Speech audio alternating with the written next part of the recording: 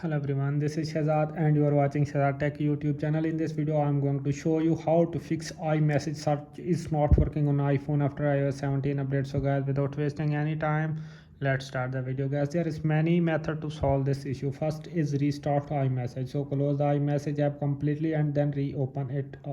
Double press the home button or swipe up from the bottom on iPhone without a physical home button. So first scroll to the up and close it and then reopen it to fix the iMessage search is not working. If the solution is not working, then we move to another is restart your iPhone. A simple restart can often resolve various issues. Turn off your iPhone, wait a few seconds and turn it on back. So just go to settings, general.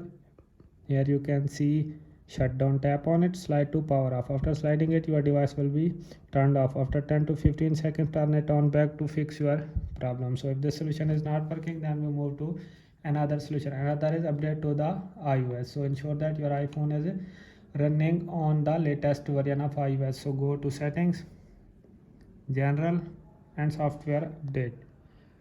If you have any pending update, download and install it to fix your problem. So if the solution is not working, then we move to another is check search settings. Make sure that iMessage search feature is enabled. Open the message app,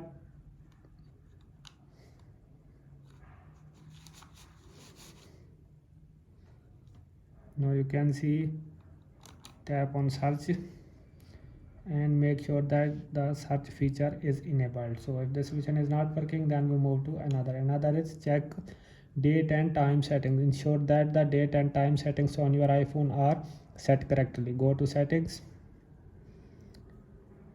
general, and here you can see date and time settings.